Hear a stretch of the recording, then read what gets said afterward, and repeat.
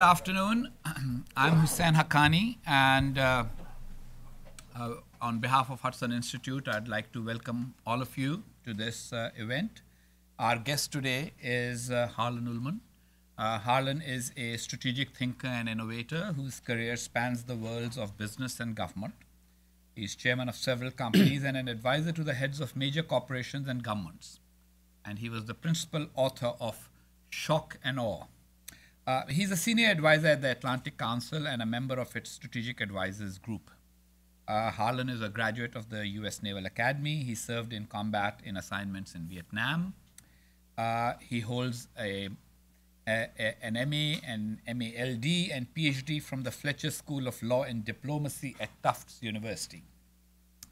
And today Harlan is going to talk to us about his new book, A Handful of Bullets, which, by the way, is also available for purchase, and Harlan will very kindly sign the books for you as you leave if you want them.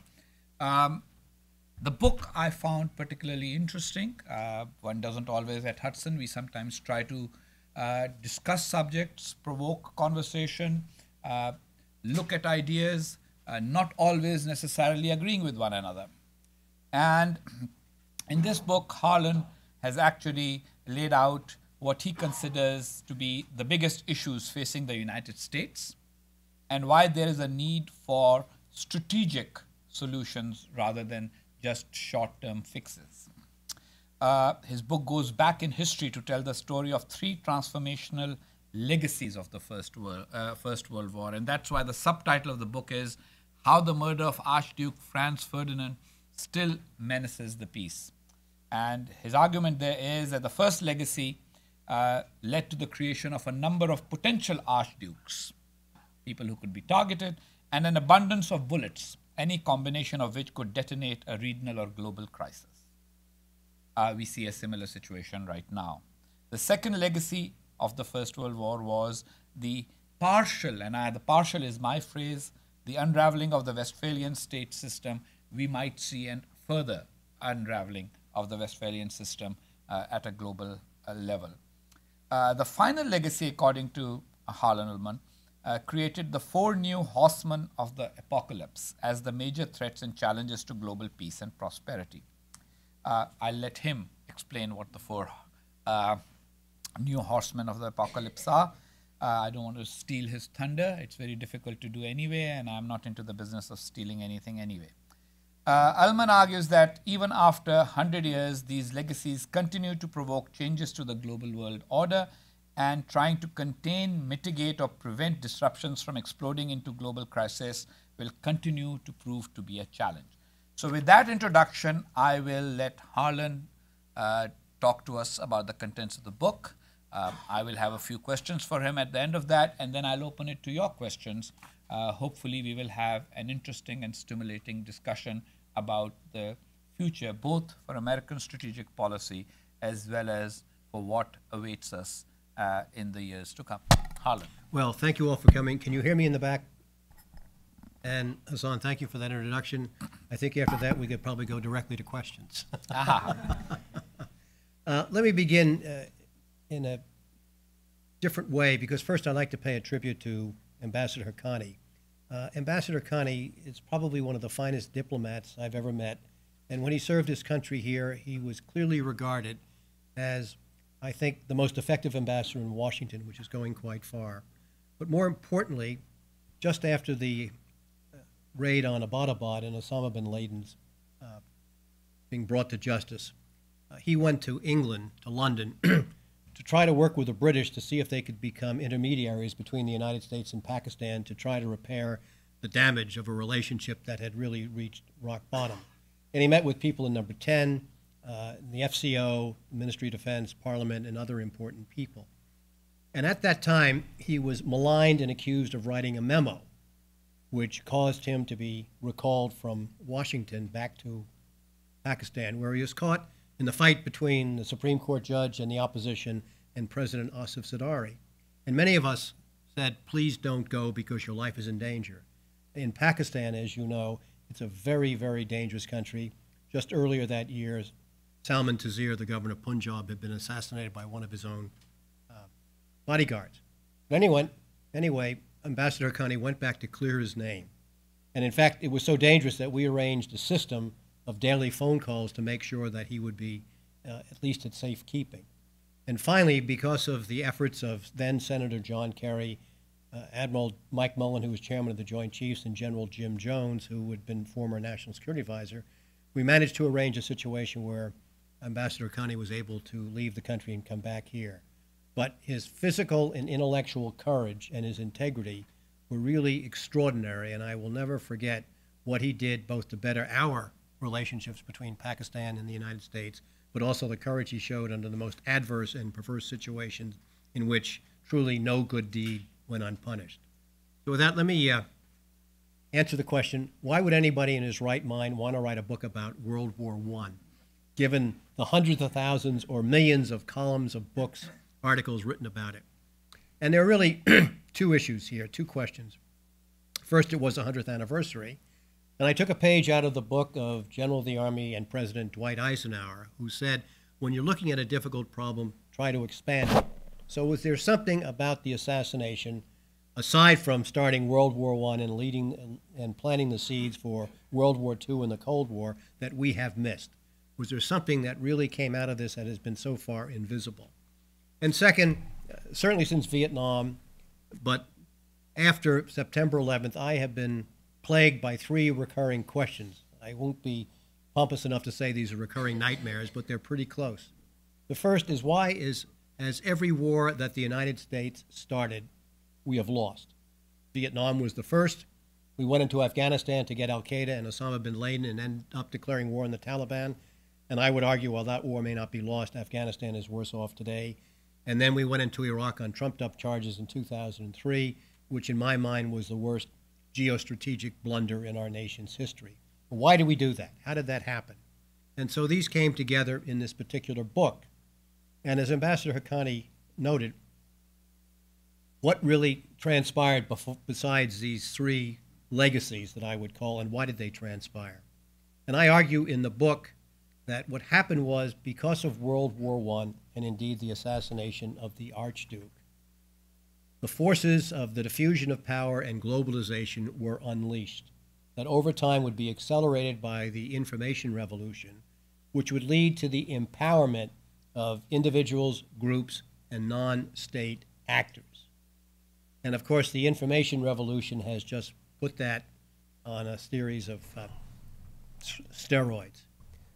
So that somebody like an Edward Snowden or a Bradley or Chelsea Manning, depending upon your choices, could influence events so profoundly, or that al-Qaeda and now the Islamic State, which I prefer to refer to as the enemies of Islam, could have these great effects, really stem from this unleashing of the forces of globalization and diffusion of power.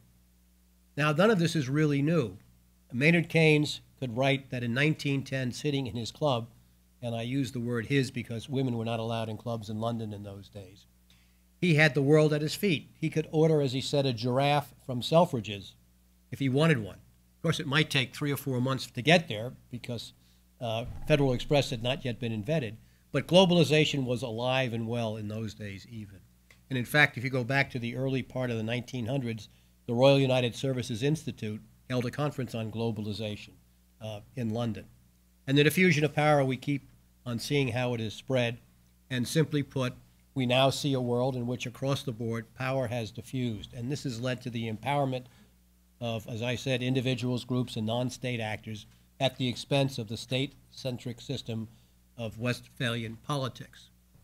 Now, among the legacies are the 4 new horsemen of the apocalypse, which challenge, in my judgment, not just the United States, but the world at large. The first rider is failed and failing government. And I would argue that this horseman affects states around the world, from Afghanistan to Zimbabwe, with Washington and Brussels in between. Governments, by and large, are failing. There are lots of reasons for that. In the United States, I think it's clear that we have a broken system, possibly because a political system of checks and balances written by the most brilliant and creative minds of the 18th century may not be able to tolerate the rigors of the 21st century, given the fact that politics have become so divisive that politics has really shifted away from governing to being elected and re-elected. But this is true no matter where you look. The problems in Syria, Iraq, Afghanistan doesn't make any difference. We see this in Yemen yesterday. Governance and governing are the leading problems we face in terms of peace and prosperity and security. Second is economic despair, disruption, and disparity. We see that in the United States. The gaps between rich and poor are growing. The middle class is, even by Republican admission, is being diminished. But that's even more exacerbated around the world when you take a look at conditions in much of the Arab and Muslim world living on $2 a day. Pakistan, you've got 70 or 80 million kids under the age of 21 who are jobless, who are becoming increasingly radicalized and have no real future. And so this whole issue of economics is going to be very critical. And whereas I don't argue that this is the #1 cause of terrorism, because it is not, it is certainly something that is challenging the world at large. And indeed, I don't know what the Dow Jones is doing today, but reports from Shanghai and the stock market there, how far is it down? Oh, that's nothing. That's not bad. It could be a lot worse. But what's happened in Switzerland with taking the caps off the franc, you have a very, very, very volatile system. And so that's the second rider. The third rider is ideological violence and extremism in the form of perverted religions. Obviously, Islamists are taking the lead, but you have crazies in any kind of religion. And the problem is that religion is now being used as a political motivator, much as the Nazis used Mein Kampf, and of course the communists used the works of Lenin and Marx as a way of advancing their ideology. And today, in many places, this is really a key problem that we're not addressing well.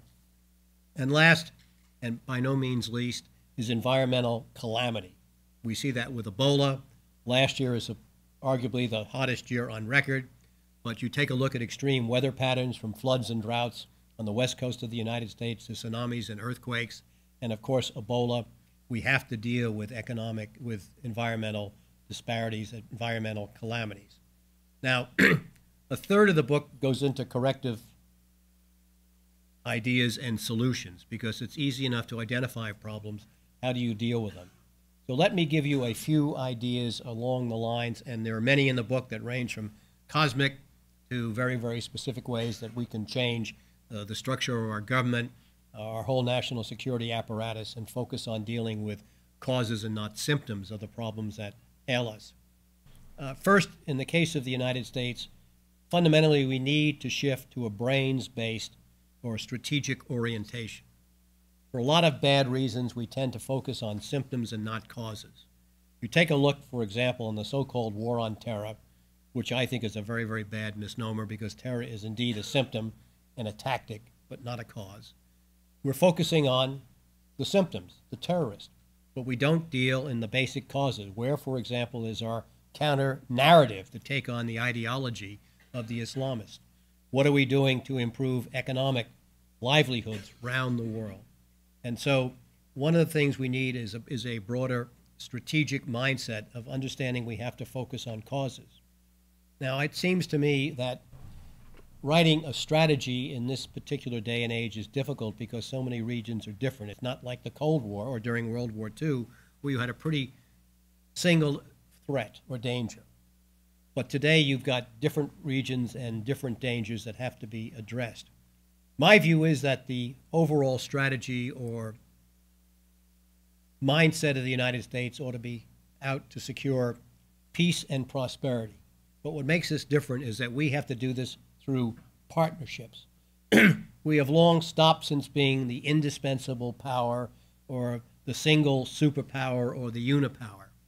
We just do not have the wherewithal to be able to do all the things that we need to do unless we rely far more on allies and partners. Now, obviously, during the Cold War, we did this with NATO, clearly the most successful military alliance in history. But we need to rely much more, and I can go into detail, on brand new partnerships that we can carve out, but partnerships that are going to be far more difficult to execute because in many cases we have shared and not always common interest. I'll give you an example. What do we do about Syria? If we're going to be successful in Syria, we got to realize that there are two important players in this. One is Iran, and the other is Russia.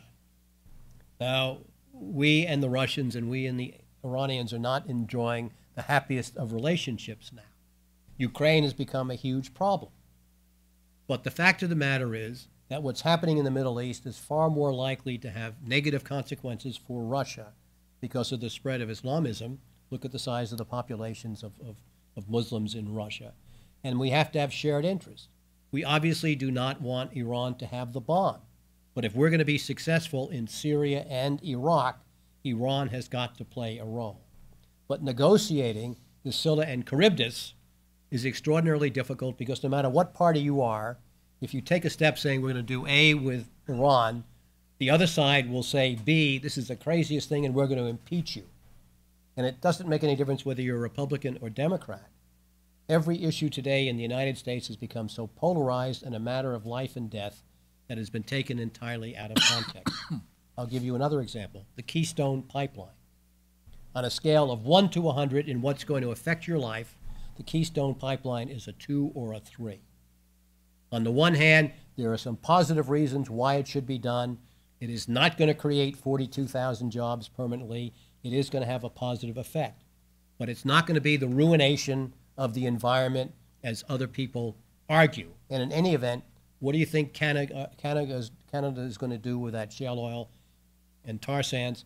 It's not going to keep it home for the Mounties to guard. So my point is, here's an issue that should be addressed rationally, but it cannot be done so. So stepping back with that background, what do we do about failed governance in the United States? As I argue, our political system is broken, and I'm not sure we can put it back together again because checks and balances only operate when there's compromise. And unfortunately, compromise today is extraordinarily difficult, if not impossible, because government has been taken over by the extreme wings of both parties, for good or for ill. You're a member of Congress. You're afraid of being primaried. That is to say, if you're a moderate, but you come from a certain district, and districts have now been so gerrymandered so that they're not, if permanently, but for the long haul, going to be Republican or Democrat. Very easy to get somebody who can oppose you from the left if you're a Democrat or from the right if you're a Republican. So members of Congress are very much restrained as to what they can do, in part because they're fearful of being primaried, but also because both wings have driven people respectively to the left and the right. Now, how do you deal with that, and how do you deal with money in politics? Even if several billions of dollars are spent on politics, people say that's a huge amount of money. It's about 1/10 the amount of money people in the United States spend on deodorant. So let's put all this in perspective. But how do you get around this? Because money is obviously very important. It is the mother's milk of politics. I argue most importantly, we have to put in a system where universal voting, that is to say, mandatory voting, becomes the rule. This is done in Switzerland. It's done in Australia. People have got to show up. Whether they vote or not doesn't make a difference. But for national elections, for Congress and the presidency, people have to show up. Now, instead of having 52 or 53 or even 60% of Americans voting, supposing 80 or 90% went to the polls, what effect would that have? Well, first, it seems to me it would probably require Americans to become better understanding of government. Some people think that Americans are just not very smart. They're just after jobs and education and so forth. They're not interested. That's absolute nonsense. Americans can be made far more interested and participants in the government because everybody basically says government has failed. If you take a look at opinion polls, very few Americans believe government is working. You had to go and you had to vote or at least show up, you would have to take an interest. Now, if you had 80 or 90% as opposed to 50 or 60%, what would that do about money? Money really is given by both extremes to influence those extremes in that base. But the base now becomes overpowered by numbers, and there's not enough money to affect those Americans, particularly if they are of the center or center left, center right. So I think that would be the first step in democratizing the country, but trying to bring compromise and common sense back and negating the effects of money in both wings. Second, I would also argue that the 22nd Amendment that prevents a president from 2 elected terms ought to be repealed.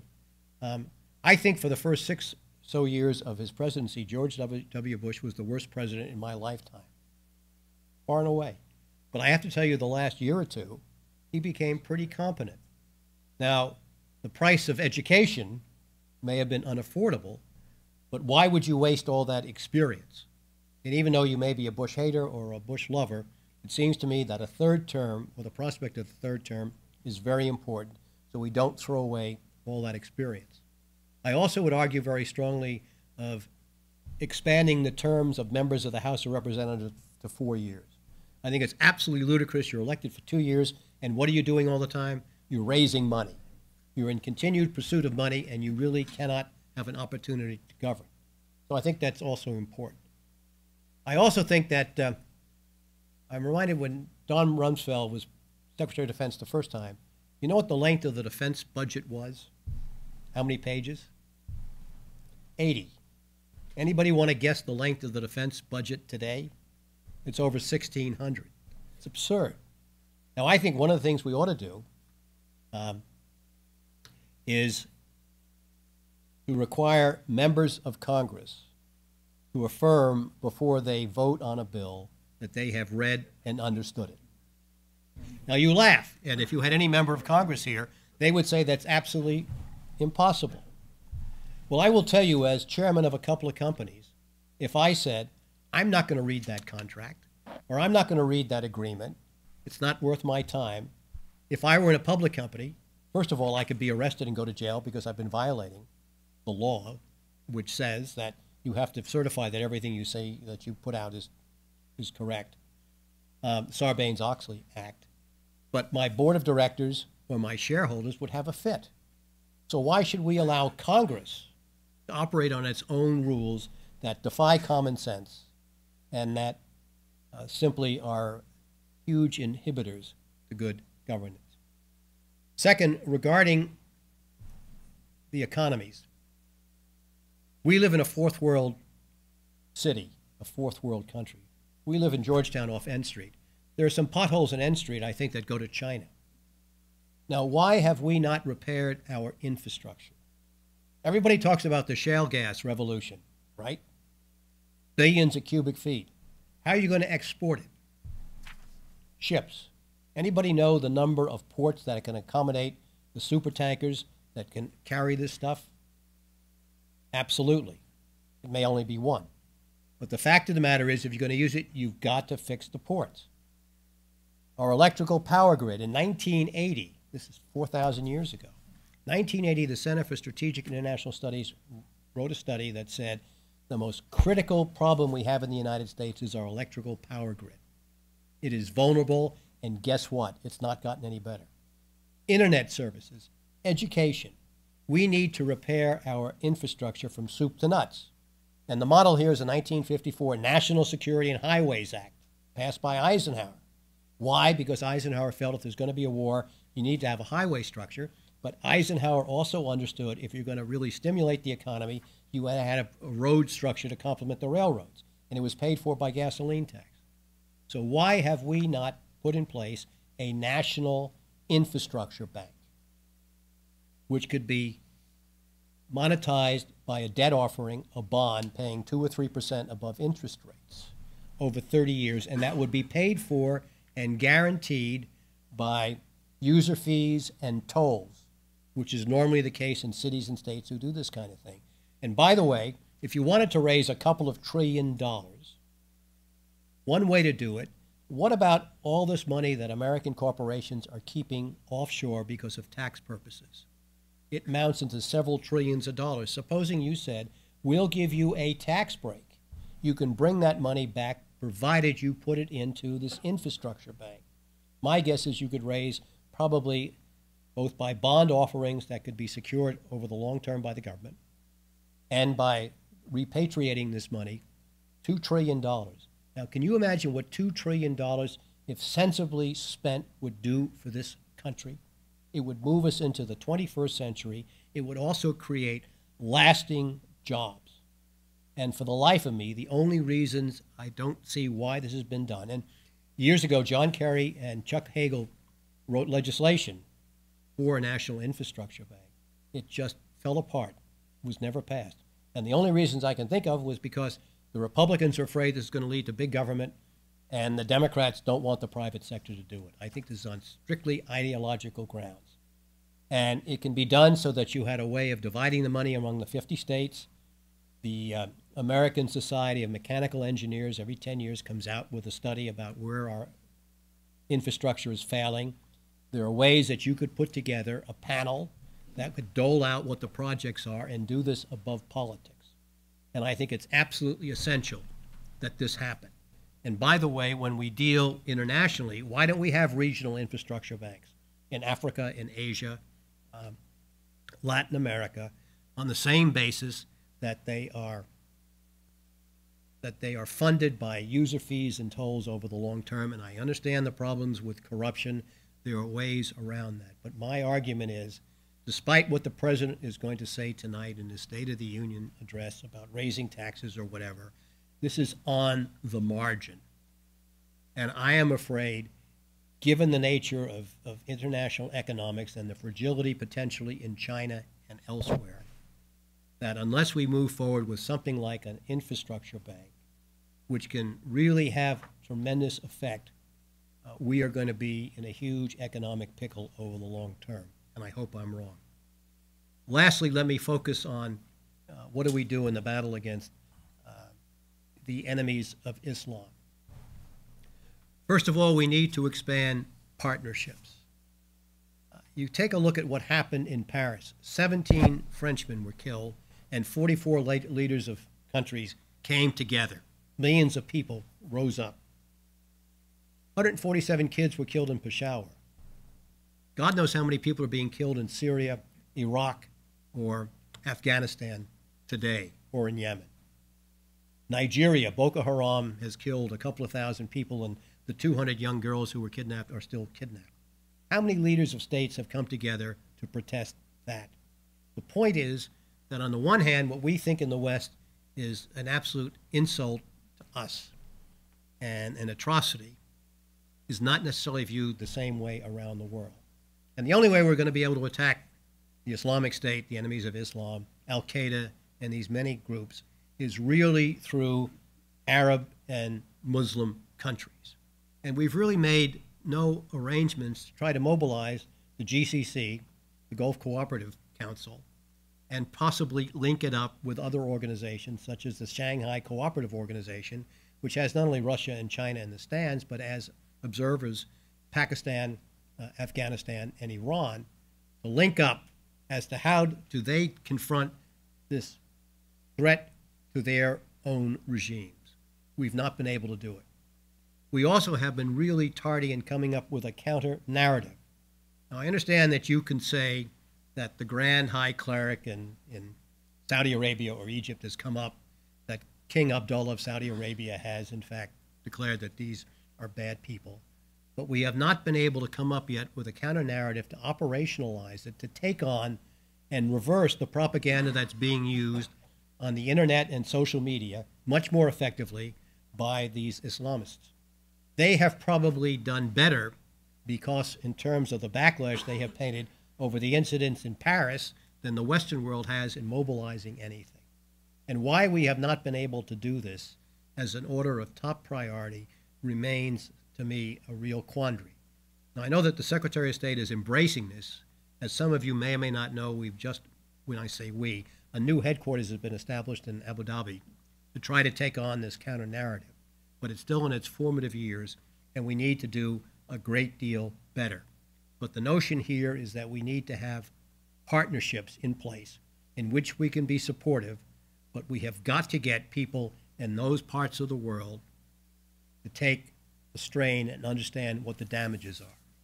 Now, having said that, you can ask me, what do I think the chances of any of this being done? And I would not be wildly optimistic. But I'm not being apocalyptic here in terms of where the future runs.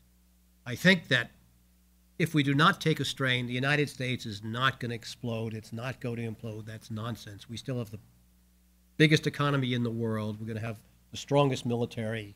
We have all these things in our advantage. But what is going to happen is that there is going to be a marked decline in our standard of living, not necessarily for those of you of a certain generation in this room, but certainly for your children and grandchildren and lots of the interns and younger people here, that standards of living are going to decline, and they may decline greatly, and expectations about the future are going to decline. I had this discussion with Brent Scowcroft not long ago, and Brent said, you know, when I was growing up, gee, we had the Depression, we had World War II, the world was horrible. What's any different today? And I will tell you the big difference today. In the past, there was always a sense of optimism. Even during the Depression, and my parents, who fortunately were not all that badly affected by the Depression, used to remind me that there was still a spirit of optimism. Even in the days of the Cold War of Vietnam, there was always a sense of optimism. And I'm afraid what makes today different from other days is the fact that Americans no longer share the same sense of optimism for the future. Now, whether that will continue or not, I don't know. But it seems to me we have it within our ken. We have it within our capability to do this.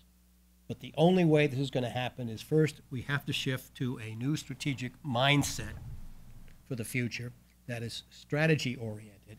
And second, we have to engage the American public. The American public cannot be engaged in its own governance. We are going to get the government we deserve. And that is not the government that I would like to see. Thank you, and I will welcome your questions. Good. You've given this room and all those who are watching on their computers a lot of food for thought. But here's where I will begin. I mean, you did say that, of course, the chances of all of this happening are not that great. Why propose sort of solutions to a problem which you know do not have a chance of success? For example, the constitutional amendments that are needed. Isn't that a bridge too far? Some of the other ideas, very practical, possible, but some of the political ideas, not necessarily all that pragmatic. You raise a very fair question, and I think what one has to do is to begin planting the seeds that eventually can, I hope, flourish. You had a handful of revolutionaries in a small room in Switzerland, and that turned into the revolution that changed Russia into the Soviet Union. Lawrence of Arabia wrote that if you could get 1% of the population engaged, you could take on 99%. And what I hope to do is, through this book, is to say to Americans who read it or Americans who listen to me, we have these profound problems. And if we are serious, change on the margin will not work. And if you're serious about putting this country on the right course for the 21st century, we have to make some fundamental changes. And therefore, constitutional changes are not out of the question. We've amended the Constitution, 28 times. Some of those amendments have been, after the first 10, have not been very smart. The Volcker Amendment preventing drink, et cetera, et cetera, et cetera, et cetera. But I think at some stage, when situations become desperate enough, people are going to want to put in place, want to know ideas. And so what I'm doing is, as we used to say in the military, prepping the battlefield. Okay. I'm sure that there are people who have comments on it, some of your observations about the Iraq war, Afghanistan war. But before people ask it, I'm going to ask you, what makes you say that Afghanistan is worse off today than, say, for example, on the eve of 9/11 when the Taliban ruled it? I certainly don't think so. And similarly, how was Saddam Hussein being in power in Iraq better for the Iraqis at least than what they have today? Well, I think the second part of your question is self-evident. Iraq is in the middle of a civil war, and Saddam Hussein was incredibly brutal and a bad guy. And if you were a Sunni, life was, if you were on the other side, life was not particularly attractive. But having said that, the Middle East was not in turmoil. There was a counterweight to Iran, and a hotbed for terrorism was not allowed to flourish. So I agree with you, Saddam Hussein was an evil man, having him out of the way obviously is a plus. But the situation in Iraq is far more precarious, far more dangerous, and I would argue for almost every Iraqi, far more difficult than it was before September 11th. Case in Afghanistan, obviously nobody wants to live under a rule which you can't fly kites, and the Taliban were reprehensible. But unfortunately, the tribal order has been upended, and what has replaced it, it seems to me, is likely to be, after we withdraw, almost perpetual civil war. And so I think if you have body counts and human measures of despair, Afghanistan is going to be far worse off. But what has happened is that Afghanistan now has become, I think, more of a regional powder keg. What's going to happen in Pakistan over Afghanistan, it seems to me, is by no means certain, and I would say it's probably a lot more dangerous now than it was before September 11th. So certainly in the case of Afghanistan and for the world at large, the situation is far off. In terms of Iraq, for Iraqis and the world, the situation is by any measure far worse off. Okay. There are a lot of other questions too, but I'll let the audience ask them, and I might kind of join in every now and then. There's a very interesting line in the book which I'll kind of read just now. It says that facts have become obsolete and intermingled with opinions. So I will give the first right of question to the person who actually thinks that the author is guilty of the same.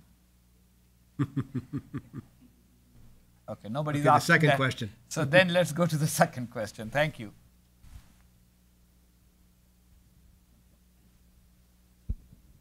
Thank you very much. I agree with much with what. Can you identify said. yourself, please? Michael Kurtzig, who worked formerly in the Department of Agriculture, worked in the Middle East also. A couple of comments I want to make. First of all, my grandmother was in Berlin in 1914, and when she heard that the Archduke had been assassinated, she said, "Jetzt haben wir Krieg." Now we will have a war. And I never forgot that. So I have a couple of points about participation by the U.S. public. We are now in 2 wars, still in Afghanistan, if you are in Iraq. You can't see anything in this country concerning this war. We're living a normal life over here. Would you comment on that? Number 2, you talked about expanding the term limits for members of the House, yeah, and expanding and having 3 terms for the president. What do you think of limiting the term limits of the House and the Senate, maybe to 5, or maybe 2, if you want 4 years, maybe 3 terms in the Congress and maybe 2 terms in the Senate? What do you think about that? Because many people have built kingdoms on this, and people don't have a chance. They have their interests there. Thank you very much. Yeah. About term limits, we have them. They're called elections. Now, you will then counter by saying, yeah, but regions, districts are so gerrymandered, it doesn't make any difference. I'm opposed to term limits, quite frankly. I think it's up to the electorate. But the caveat to that is I think we have to try to un-gerrymander a lot of these districts to make them more open. But universal voting would change that dramatically, because then I think you would have more people voting, and I think that you would have an opportunity to have elections that would have a wider base. So I don't agree with the notion of term limits. Obviously, there are a lot of people who can have that. I also don't believe that denying people with experience is really a smart idea. You have a whole new batch of members of Congress who don't have the slightest idea what's going on. And it's not, I'm not being critical. It's just the nature of the issue. They don't understand the procedures of Congress. They don't understand how things work. It's going to take some time. And one of the things I propose in my book, which probably gets more to your question, we don't have a very good transition plan for people in government.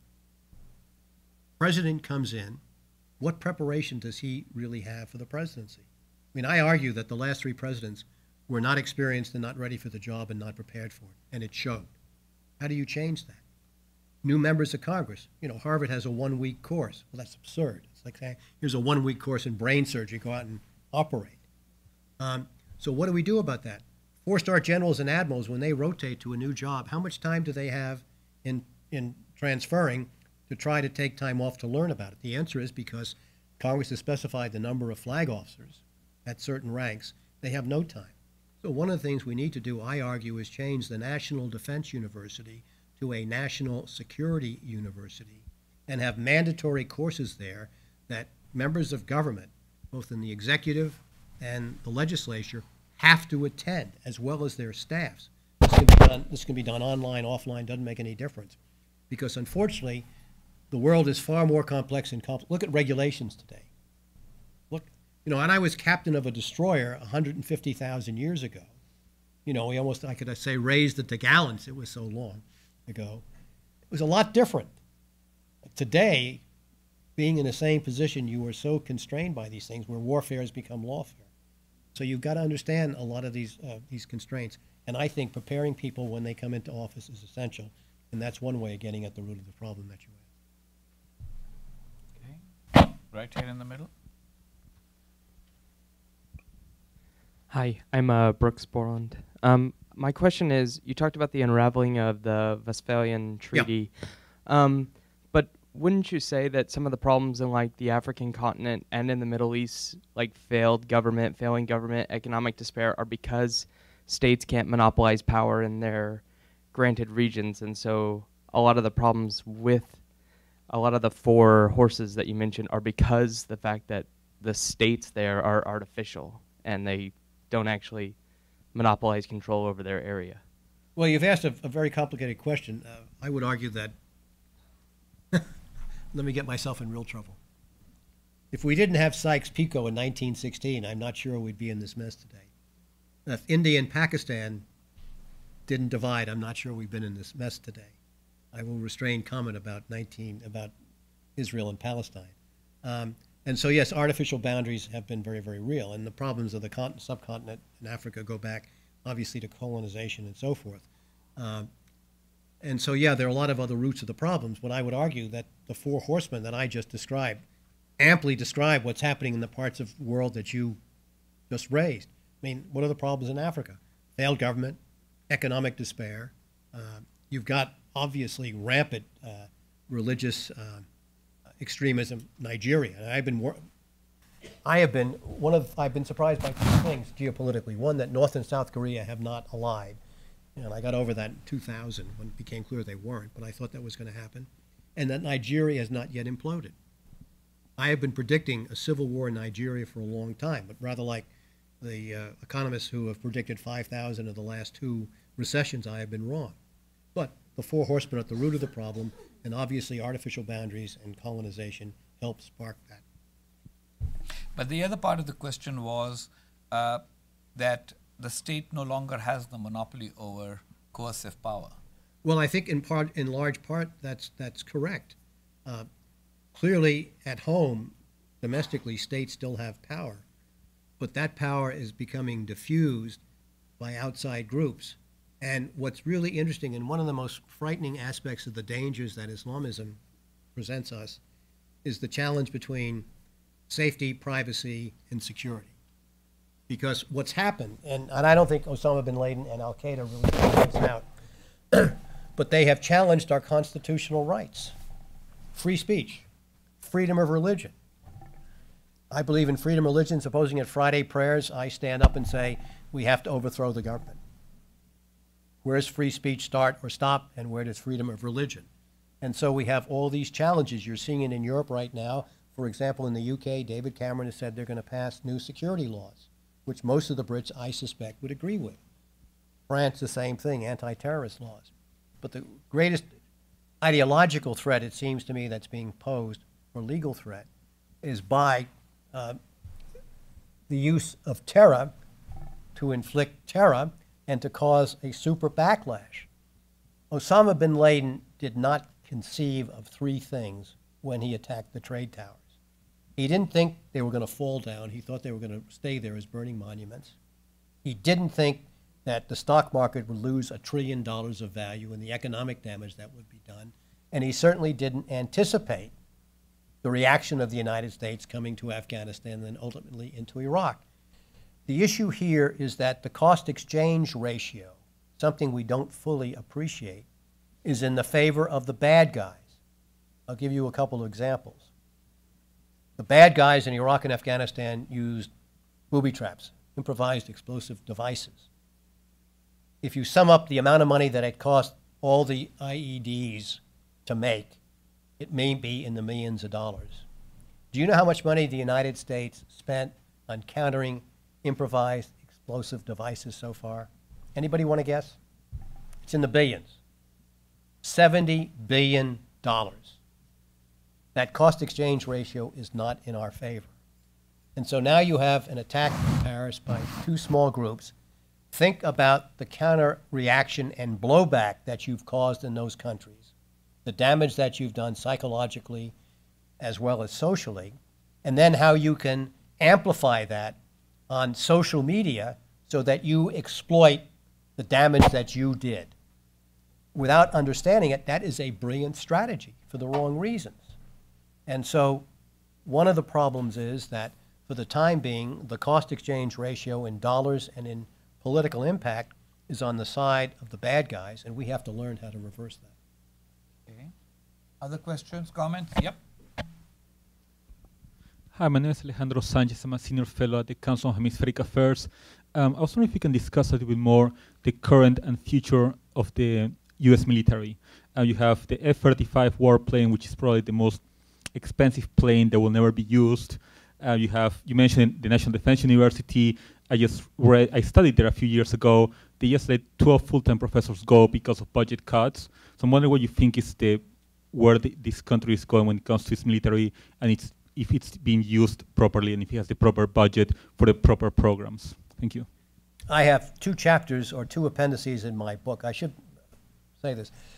I have a chapter in the book on cyber, which I find really, because I come up with a real proposal about how we can deal with a cyber framework. I have a history of the financial crises of 2007, 2008, which, believe it or not, go back to 1907 and the financial crisis here, which the year later, credit default swaps were made illegal. And the reason I like looking at this history of how the financial crisis imploded, and it took a long time to do it for a variety of reasons, similarly matches what happened since 1914 and the death of the Archduke. You have this long-term series of cancers that took time to metastasize. And it's a very, very salutary lesson. Now, regarding the Department of Defense, first of all, we have an extraordinary military. People say the military is worn out. If you go in the field and say, you got to go back into Iraq and Afghanistan, they're going to say, great. This is what we're meant to do. Why? Because we have spent a fortune in training, preparing, equipping, and paying these people. They are fabulous. Helene Cooper, the New York Times correspondent, the other day was telling about how she's anti-military. She was in Iraq and she thought the war was wrong until she was embedded with a group of soldiers, and the first mortars came in, and the first thing that happened was a couple of soldiers jumped in a nice way on top of her in a trench to protect her from the incoming. That really changes people's mind. That's the 99.9% of the military. I mean, you have to be impressed. Unfortunately, the real problem with the military today is something that nobody has mentioned, and that is there is a cancer inside the military. And it doesn't have to do with what's happening in Iraq or Afghanistan or being sent on missions to take on Ebola. The cancer is inbuilt cost growth inside the military, which is exploding. That's pay. Military gets hugely well compensated. You can retire early and you're paid for life. Medical care. And by the way, there are probably hundreds of thousands of Americans who have got some kind of traumatic brain injury, which has not yet been reported, or at least has not become symptomatic. That is going to put enormous pressure on the Veterans Affairs and medical expenses. You've got overhead, which is absolutely astronomical. And then, of course, you've got weapon systems. You cited the F-35s, which are going to be a multi-$100 billion buy if we buy, no matter what we do. Aircraft carriers, $12 billion. All of this is not affordable. But it is these costs. Now, even if we continue defense spending adjusted for inflation, the impact of these costs by the end of the decade, if no action is taken right now, will require a cut of between 1/3 and 40% across the board, just because of these inbuilt cost growths. You can't afford the weapon systems that you've designed, and you can't afford the people, and you can't afford the retirement, and you can't afford the health care. And right now, we're working on the margins to do that. The military believes that sequestration will go by the boards and the Congress will spend whatever money is necessary. But even if you spend the money that they believe is necessary, that's not going to be enough. The other problem inside the Pentagon is the fact that we have not been able to transition from a nation really at war in two countries to one at peace. And because you've been able to train, because you've been able to motivate, and because you've been able to equip these soldiers, sailors, airmen, and Marines, they like what they're doing. As that gets ratcheted back, and any of you who have an opportunity to go on a military base, 2 years ago, all the gate guards were civilians. Who cut the grass and did all these menial labors? Civilians, because they were all contracted. Who's doing it now? Soldiers, sailors, and Marines, because we don't have the money for these contractors. And so if you were a unit, if you were a ranger, if you were in a submarine, whatever, and you really had the best kit in the world and the incentives, and now your commanding officer said, look, you can't go train, we don't have any money for bullets, but you got to cut the general's lawn. And I'm obviously making these anecdotal pieces of analysis to try to make a point. The fact is we have to transition to a new military, and we haven't done that. So if we don't get control of this exploding cost growth, and we don't get control of the people issue, we are destined for a hollow force in its own way will be as bad as the hollow force I served in after Vietnam. Those are the two issues that are right in front of us, and so far nobody has been able to recognize those frontally. Yes, sir. Henry Hedger, researcher, now retired government. Years ago, when I was a young man, we were in school, we learned that Finland was the only country that ever paid its debts to the United States in World War I. Later, we got into the Second World War, and the government did business the same way it did in the First World War. We had this principle of requesting that, a nation pay its debts to the United States. We called it cash and carry. If they wanted anything in weapons, they'd have to buy it. Finally, when the money ran out in Britain from 39 to 41, cash and carry was replaced with lend-lease. So in time, they would pay for whatever they took from us. Right. I wonder, why are we not operating in this way currently? And can somehow this type of position come to play again in the future? Like in Iraq, we've spent billions and billions to equip their force. They've lost. More equipment is needed. It's a country that clearly has oil. It has money. Everybody says they're broke, but, well, I don't know how completely broke they are. But shouldn't we try to get money for what we do? That would, release the U.S. taxpayer from further burdens. We're up to 16 trillion already. 18. How far can 18? Or how far can we go before we're in real trouble? I'm reminded that Beethoven, who was deaf, said, "I shall hear in heaven." And first of all, the Brits finally paid off all their debts from World War I and World War II about 5 or 6 years ago. But they finally paid them off, interestingly. In the first Gulf War, we actually made money. Jim Baker took the tin cup and shook down the Japanese and everybody else. And at the end of the day, at the end of the balance sheet, we actually made more money than we spent on that particular war. I cannot answer why we went into Iraq the second. I mean, I know why we went to Iraq the second time, but it is inexplicable why we did, and why we did it on the basis where we would not have some kind of reimbursement. I think the Bush administration was so optimistic that this was going to be a cakewalk. We were going to be in and out and turn it over to other people, that it never dawned on them that this was going to be a prolonged fight, and that ultimately we'd have to go back in. In the case of Afghanistan, Afghanistan's natural resources as some kind of escrow are so far into the future that I'm afraid there's no way of doing that. But I think your point about cash and carry is a good idea, and before we get involved in another intervention, we ought to ask the question, who should pay for it? But because we elect presidents who are not ready for the job when they enter it, and George H.W. Bush was, and was probably the last fully qualified president we had, he knew better. But I'm not sure that educating new presidents is necessarily going to lead to the solution that you or I would like. Well, and doesn't it also depend upon the other parties in this case, whether they are willing to pay? So, I mean, visualize a situation in which everybody in the Gulf region had turned around and said to Jim Baker, sure, we want you to fight this war, but we are not paying for it, then you wouldn't have made the profit. So you were lucky at that time that they felt endangered enough to and had the money to pay, and it was the Gulf countries, Kuwait and Japan.